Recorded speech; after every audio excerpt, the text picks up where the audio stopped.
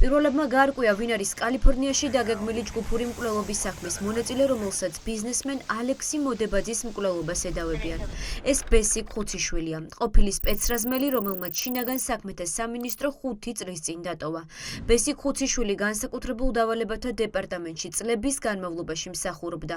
ბოლოს კი სისტემიდან ამერიკაში წავიდა და ტაქსის მძღოლად დასაქმდა. საქართველოდან როდის წავიდა? სადღაც 5 წელი. ის სპეცრაზმელი იყო, ხო ასეა? რას აკეთებდა ამერიკაში?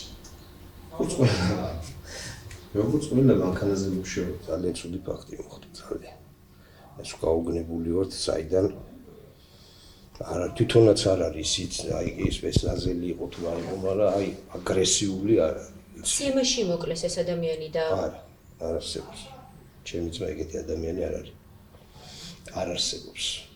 იქ არ არის ფიგურირებს. ექნებოდა იარაღი თქვენს ეს? არა, ჩემ იმისი არ არის ყო კაცის. 52 წლის ბესიკ ხუციშვილს გამოძიება ჯგუფურად ჩადენილ განზრახ მკვლელობას და ძარცვას ედავება. ხუციშვილთან ერთად დაკავებულები არიან პაატა ყოჩიაშვილი და ზაზა ოთარაშვილი. პირველების ინფორმაციით, ყველა შინაგან საქმეთა სამინისტროს ყოფილი თანამშრომელია და ამერიკაში სასტიკად მოკლულ ბიზნესმენთან მუშაობდნენ. ვის მკვლელობასაც ედავებიან, მასთან რა ურთიერთობა ჰქონდა? ამ ბიზნესმენთან რა ნაცნობობა აკავშირებდა, რის გამო შეიძლება დაპირისპირებოდნენ? ზაზა მეგობარი იყო.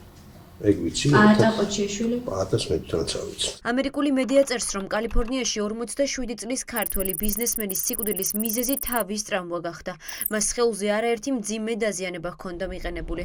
მოდებაძე ამერიკაში მარკეტების ქსელს ფლობდა. ერთ-ერთი ვერსიით სწორედ მასთან მუშაობდნენ გომელაურის უწყების ყოფილი თანამშრომლები, რომლებიც ბიზნესმენმა სამსახურიდან გაუშვა, რასაც შურისძიება მოყვა. მოკლული ძალიან კარგი კაცი ჩანდა, ხშირად ხედავდი ეზოში, ძაღლსაც ეირნებდა, ძალიან მეგობრული ადამიანი იყო, სამწუხარო არაც დაემართა. დილით გავიღვიძე და ყველგან ყვითელი ლენტები დახვდა. შემდეგ გავიგეთ, რომ აქ მკვლელობა მოხდა. ქუჩის გადაღმა სკოლა, ეზოში სულ ბავშვები არიან. ძალიან კარგი სამეზობლოა საიმისოდ, რომ ასეთი სასტიკი დანაშაული მომხდარიყო. სასტიკი ანგარიშწორება ვუდლენდ ჰილსში გამთენიისას მოკლული კაცის სახლში მოხდა. ამერიკული მედიის ინფორმაციით, თავდამსხმელებმა ალექსანდრე მოდებაძე ჯერ მძევლად აიყვანეს, სასიკვდილოდ სცემეს, ბოლოს კი გაძარცვეს და მიიმალნენ. ქართველი ბიზნესმენის მკვლელობის საქმეს FBI იძიებს. დაკავებულების კვალზე გამოძიება ბიზნესმენის სახლის მიმდებარედ არსებული ვიდეო სათვალთვალო კამერებით გავიდა. არსებული ინფორმაციით, სასტიკ ანგარიშწორებას ყავს თვითმხილველი, ქალი, რომელიც ალექსანდრე მოდებაძის მკვლელობის დროს ბიზნესმენთან სახლში იმყოფებოდა და თავდამსხმელებიც ამოიცნო.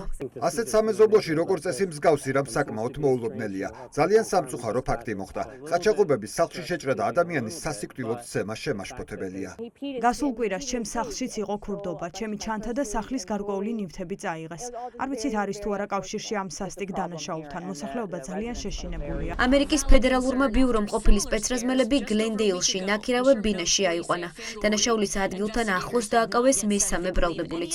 სამივე მათგანი ახლა პატიმრობაშია. სასამართლო მძიმე დანაშაულისთვის დაკავებულებს აღკვეთი ღონისძიების სახით $2 მილიონი სგირაო შეუფარდა.